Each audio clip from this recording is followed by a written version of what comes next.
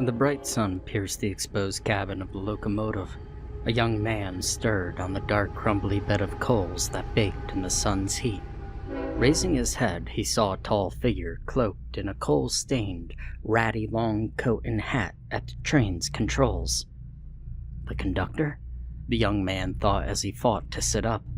The dark-clad man turned his head, looking over his shoulder to the young man. "You're finally awake. Feels like I've been waiting an eternity," the conductor jabbed. "Who are you? Where the hell am I?" The young man spat out, desperate for answers. Disorientation, confusion, and fear began to set in. He had no idea how he got here. "Well, that's both pretty obvious answers," the conductor began. "I'm clearly the operator of this fine train, which is where we are." He paused and thought for another moment, gesturing with his hand to the locomotive's engine. He chuckled. "But you could call me Karen." The young man on the coals looked to the strange and bleak landscape that the train journeyed through. Nothing notable as far as the eye could see. No lakes, no mountains, no buildings. There was hardly a cactus to be seen amongst the parched scenery. "So, kid, what's your name?" Karen asked. The young man paused. "Cyrus?" he said. "Well, Cyrus, I believe you should get yourself acquainted with this train while you have time. There's a long road ahead, especially for you." Cyrus raised his head, ready to ask more questions, but was interrupted by the sputtering of the locomotive. The train's engine began to howl. "Does it need more coal or something?" Karen turned to face Cyrus with a confused expression. "Coal's not right for the engine," he said as his brow furrowed. Pulling on the scythe-like lever of the train's whistle twice, his face was stained with a somber tinge. Shortly after, a passenger clad in fine white silks came from the first car, onto the platform of the locomotive. The passenger stopped and stared off into the desert briefly, as though reflecting on something. "Are you ready?" Karen asked. "Yes," the woman responded, handing Karen her ticket with 2 holes punched through it. Taking her by the hand, Karen led her to the engine. She placed her hand on the furnace door and began to open it. As the heavy iron doors slowly swung ajar, it exposed flames the likes of which Cyrus had never seen. He thought he saw something great and terrible in the depths of the flames. The sight struck fear into his heart. Cyrus's thoughts were lost to the hungering inferno inside. "Get out!" Cyrus could barely hear the command over the crackling flames and vacuum of smoke. As he turned to face the clear stairwell, he heard it, a scream. "There's more! I'll catch up!" he yelled in response. "Ah, damn it, kid, don't play the hero!" the sergeant ordered again, but Cyrus heard nothing over the roaring fire. "Help!" Again he heard the screams. Cyrus kicked repeatedly, desperately attempting to force the classroom door open. A shrill scream snapped Cyrus out of his waking dream. As he regained his sense of reality, he scanned his environment for the source of the sound. A chill ran down his spine and his hair stood on end. Standing alone in front of the engine's furnace, Karen was unceremoniously cramming the furnace door shut as one leg of the woman protruded from the flaming abyss. The scent of searing flesh wafted on the dry desert air. "What the hell are you doing?" he screamed as he stood up and ran over to the woman's aid. The conductor turned from his grim task. "You can't help her. She's already gone. She was gone from the moment she bought her ticket," Karen said, lifting the left leg of the woman still dangling out of the furnace, limp, and letting it drop with a thud. The splintering crack of a bone, breaking from the immense heat, signaled the train's increasing pace. "They all think they're ready, but nothing can truly prepare you." Cyrus stood silent for a moment. He'd seen the wrath of fire. He'd seen the devastation left in its wake. He'd seen his share of death. "Stop this train! You're letting me and the other passengers off." "What? We're in the middle of the desert. There's nowhere to go. Anyhow, you're assuming the passengers even want to get off," Karen said as he stared somberly at Cyrus. His black clothing, seeming to almost void any light around him, accented his stern and deadpan expression. Cyrus had never encountered such evil, such depravity. He'd fought fires, not people. Desperately, he dashed through the door to the adjacent passenger car behind him. Cyrus was met with an unusually long train car, seeming to go on further than he could properly see. Something about it made him somewhat nauseous. All of the passengers on the right-hand side gave Cyrus a very uneasy feeling, as though he could tell what kind of person they were by a mere glance. Everyone was clean, spotless, and immaculate. There were several vacant seats speckled about the right-hand rows. The sight of all the clean passengers caused Cyrus to look down and examine himself. His clothing was stained black with a thick coal dust. The entire train car felt almost serene. There was something oddly peaceful about it. Then it dawned on him. He couldn't hear the train at all. No chuffing engine, no working wheels, no screeching rails. "We need to get off this train. The conductor just murdered someone," Cyrus yelled desperately, but his roar fell to little more than gentle speech, as if the entire train car was in a muffled vacuum. No one paid him any heed. Whether they hadn't heard him or simply chose to ignore him wasn't clear. "Come on, I'm serious, this..." Cyrus's pleas were cut short by the howl of the train's whistle, blowing like a death knell. A single passenger, an older man from one of the right-hand rows, stood up and slowly walked toward the front of the train. Cyrus stood in front of him, staunchly. The man placed a gentle hand on Cyrus's soot-caked shoulder. "I've come to grips with it, with everything. It's okay. I accept my fate." The man's calm and cool voice did little to soothe Cyrus's concerns. He slowly slipped around Cyrus and left through the door. Cyrus began running down the length of the car. Every single passenger had the same sheepish, complacent expression on their face. He needed someone who wasn't docile, someone who could stand up alongside him. And suddenly, he found himself at the back of the car. All of the right-hand seats were empty. He saw a woman fidgeting in her seat. Pristine linen dress flowed beneath her agitated expression. "Excuse me, miss," Cyrus said, attempting to gain her attention. "I'm missing something. I had it with me, but I can't remember what it was," the woman mumbled to herself quietly. "I'm sorry, miss, I didn't quite catch that. Could you say..." I thought I was already. I thought I had everything." The woman paused. "Oh, God. No, my baby. I don't have my baby, but I need to be here at the front of the train." The woman's agitation began to turn to panic. Immediately, Cyrus feared for the worse.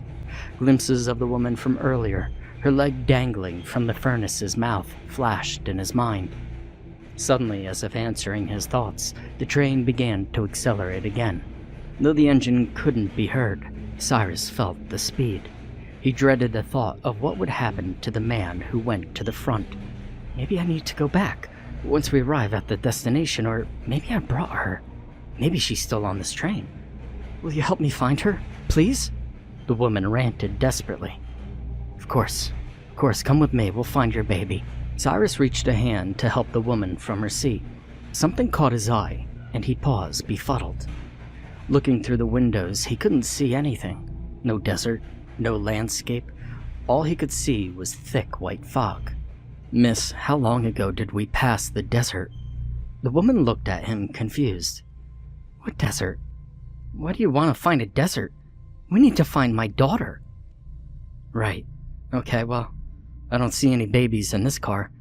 Before he could finish his sentence, the woman stormed into the second car. The first thing Cyrus noted was that every light in the second car seemed to barely work. It was so painfully dim. He had to squint to make out anything. The paltry light coming through the large window on either side of him illustrated the drab and dreary environment that the train was moving through. Some kind of swamp. At least we're through the fog, Cyrus thought to himself. This car was less complacent than the last. The passengers were all quietly muttering. It seemed a little bit more lively, but not by much. As Cyrus's ears picked up snippets here and there of different passengers' words, he realized they weren't conversing. They were all talking to themselves. Many slowly paced back and forth. Some stood still. Some sat with their head in their hands. All seemed to be depressed. "All right, everyone listen up. The conductor on this train is a murderer. I saw him kill an innocent woman. Now another lady has lost her baby. We need to stop this train. We need to find her baby." No one paid any heed to Cyrus's yells. It was as if no one could hear him. What the hell is going on here? He thought. He looked around for the woman he agreed to help. He knew this dimly lit car would be a challenge to search through, so they'd need to work together. As he scanned the sullen faces of the passengers, he finally spotted her seated, staring out into the gloom. "Miss, I'm gonna need your help to find your baby. Come on." "My baby? She's lost. I can't find her. What kind of mother loses her baby?" The woman muttered vacantly, never turning her gaze from the window. "Are you kidding me? Lady, let's go!" he yelled as he shook her by the shoulders. She turned her gaze to him. "Have you found my baby?" "No, lady. Get your ass up and search this car. I'm going to the next one down to see if anybody there has seen your baby, okay?" Absent-mindedly, she stared into Cyrus's face before slowly nodding and standing up. Cyrus dashed through the crowd of listless passengers to the door of the next car. Looking back, his heart sank as he saw the woman standing there staring into space, before ultimately sitting down once more. The third car was filled with smoke. It appeared as though it was some kind of lounge or dining car. There were luxurious emerald green cushioned sofas and recliners situated around gaming and dining tables. For the first time since he entered the train's interior, Cyrus didn't wonder if he was losing his hearing. It was very loud. Shouting, swearing, cheering. It was as if he had entered a mid-1900s casino. The rich smell of cigar smoke, accompanied by leather and wood, seemed sophisticated yet very cheap. "What's your poison, champ?" A slender fellow in a suit about 2 sizes too big beckoned to him. No thanks. I'm not here for fun." "What's going on here?" Cyrus asked, eyeing the environment. "Well, what do you think, kid? This is the best part of the train." "No, I mean this whole train. Where's it going? Where'd it come from? You're the first person here to actually speak with me directly. I mean, what in the hell is going on?" Cyrus interrupted. "Now listen here, wise guy. First of all, don't cut me off. Second, any other info here's gonna cost you. Ain't nothing in this world for free." Cyrus sighed. "What do you want?" "You came through that door, from toward the front of the train. Well, that's where I gotta be, you see?" the slim man said as he leaned over the polished oaken bar. "What? Don't you work here? I mean, you're serving drinks. Kid, look at you. If anyone's an employee, it's you." Cyrus couldn't refute his laborer's attire, caked in coal dust. "I don't know if you get it, kid, but this train ain't like no other. This ride's both free and the most expensive ride of your entire life." "It's bleak over there. Everyone's morose and quiet. You're probably better off here," Cyrus answered. "Now listen, I'll decide where I'm better off, you see? I gotta find a way to make the conductor let me off this damn train. Make him a deal or something." "Well, where are you going? There's nothing out there." Cyrus raised an eyebrow. "Take another look, Nimrod. There's buildings all around. Looks like a shithole, but there's gotta be someone out there." Cyrus peered through the small oval window to see a decrepit and derelict cityscape. Ruined buildings, cracked roads, dead trees, like a town that's been sapped clean of all life. "What if I've been going about this all wrong?" the man began to muse.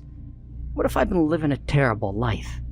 He approached the door to the second car, gently slid it open, and went inside. Cyrus began to wonder if this wasn't all some kind of surreal dream. If so, what was it going to take to wake him up?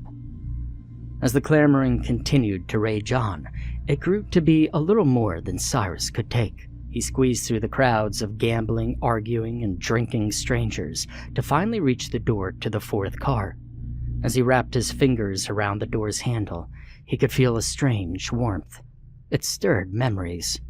He pulled open the door to be met with a scene of anarchy. The fourth car was a violent scene, screaming, shouting, humanity at its worst. The only lights in the grisly scene were from raging flames outside the windows. Cyrus was halted, overcome by traumatic memories. Finally, Cyrus kicked the door open to the small classroom. Fires raged around him. The smoke began to thicken as he watched the hungry Inferno's rapid growth. Desperately, he scoured the room. "Hello? Where are you?" He scanned the room in search of the scream's source, but he found nothing. No one. He was alone. Turning back to the door, a large portion of the ceiling in the hallway fell. He was trapped. Choking on the growing smoke, he got low to the ground. Hacking and coughing, he fought to maintain consciousness, but he was failing. His vision began to fade. The intense raging heat of the fires felt like a dull warmth. Then he heard the smashing of glass as a powerful jet of water came streaming through the window. Salvation, perhaps. As he faded into unconsciousness, he thought he could see a figure cloaked in a ratty soot-stained overcoat. Abruptly, Cyrus was shook back to reality once more. A pair of large, fat hands gripped his upper arms and throttled him violently. "Hey, asshole! Asshole, I'm talking to you!" The overweight and hairy man screamed, small flecks of his spit landing on Cyrus's face. Cyrus examined the man, who could only be described as gorilla-like, before pushing him back, freeing himself from the gorilla's grip. Panicked and heart-racing and still fueled by the fight-or-flight instincts of his traumatic flashback, he turned around and raced back into Car 3.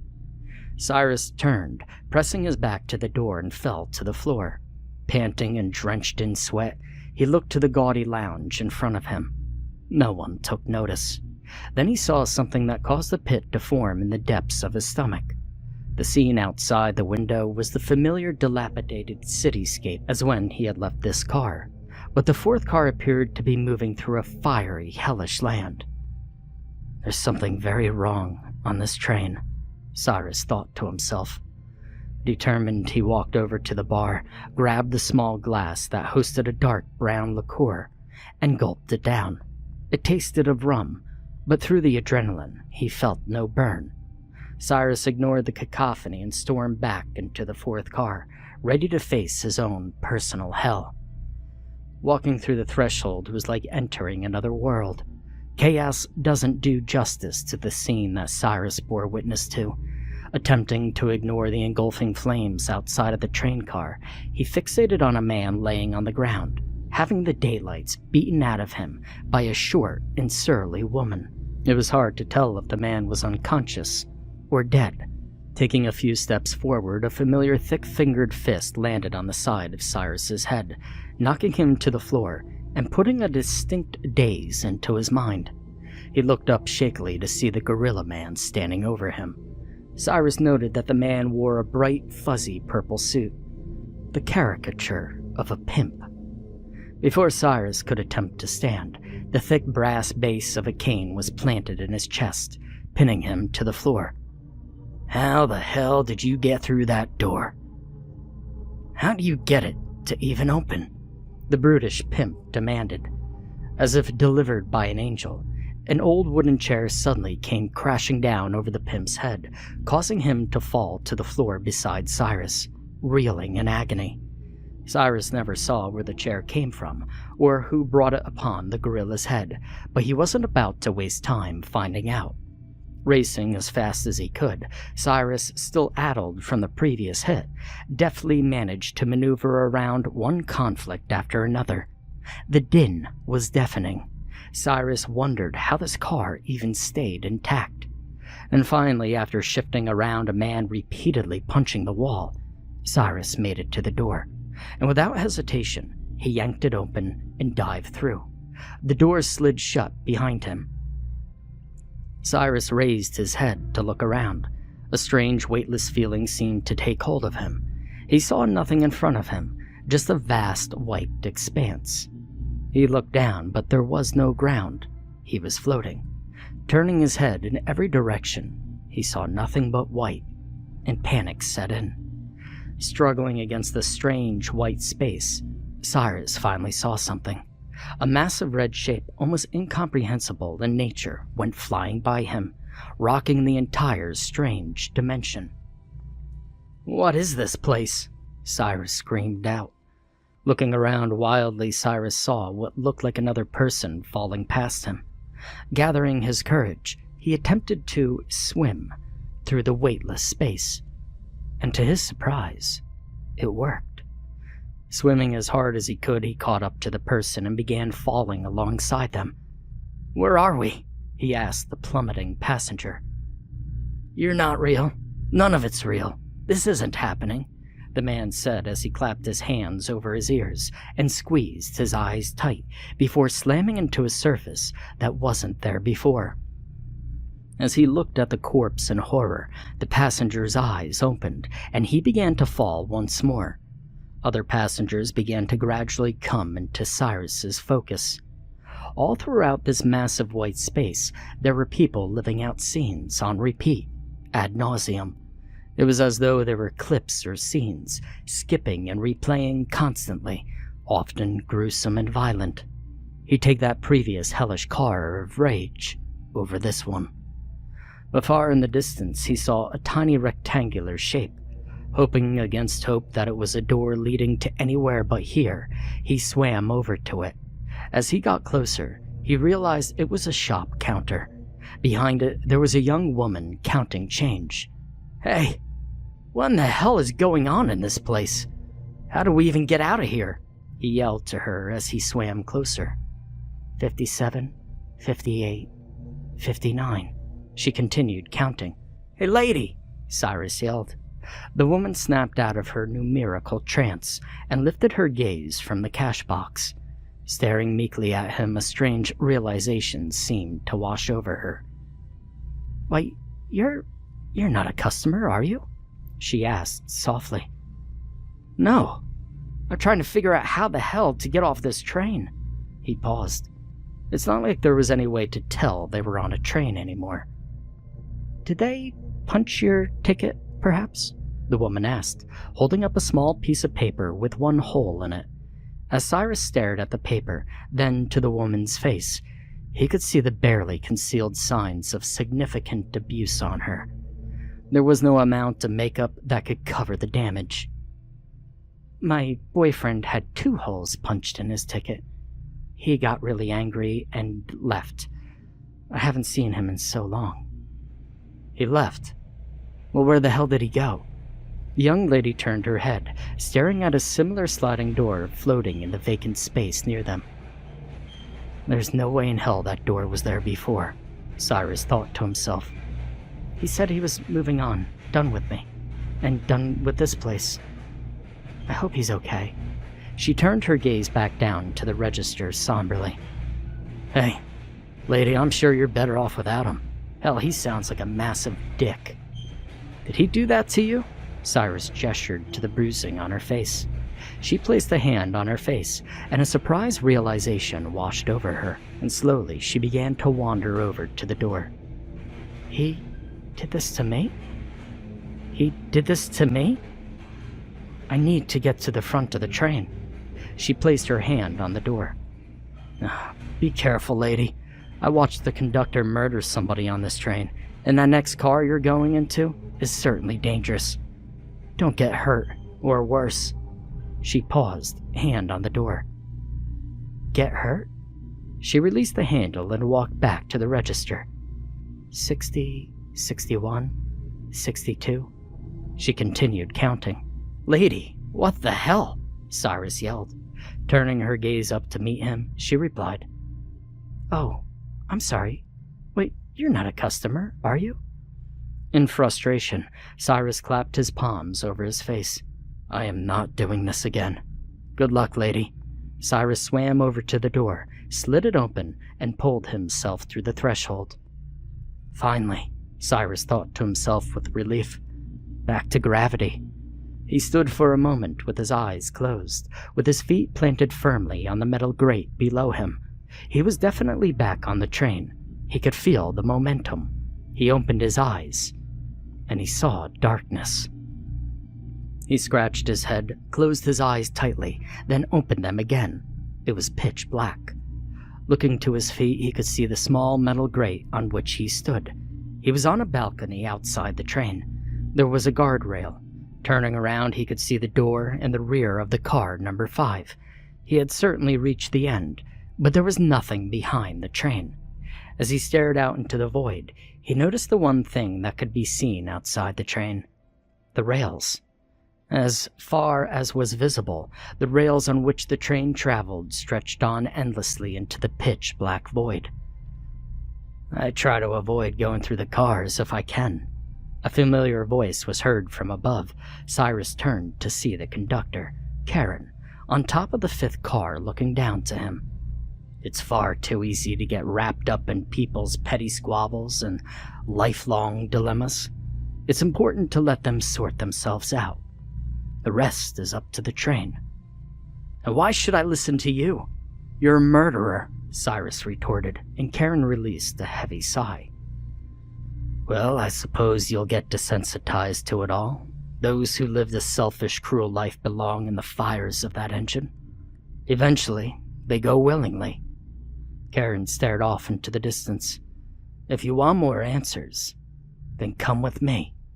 Karen gestured toward the small metal ladder leading to the train's roof. From the top of the train, Karen saw it all. Or rather, nothing. The void went on eternally, save for a small yellow light in the distance. Somehow, despite the lack of light, everything was clearly visible. "What's that light in the distance?" Cyrus asked. "That, good sir, is the final destination." The walk across the top of the cars seemed strangely short, like it didn't properly equate to the length of the cars from the inside. Cyrus had so many questions, and he was determined to get answers. As they descended the ladder at the front of the train, Cyrus couldn't help but peek his head into the first car. There were no passengers left, lining the right-hand rows. All of the left-hand side was full. "Did they all?" Cyrus trailed off. "Did they all end up in the furnace?" Karen finished for him. "Yes, they did. When they're ready, it's where they were destined to end up." "And what happened to the desert, the marsh, the ruined city? What—" "Listen, we've only got so much time, kid." Karen interrupted. "Choose your questions very carefully. Or would you rather I just fill in the blanks for you?" Cyrus nodded. "This train is the harbinger of lost souls. I don't know who built it, and I don't care anymore. For now, this is my ferry to the afterlife." Cyrus furrowed his brow. "So, everybody on the train? Dead. And you?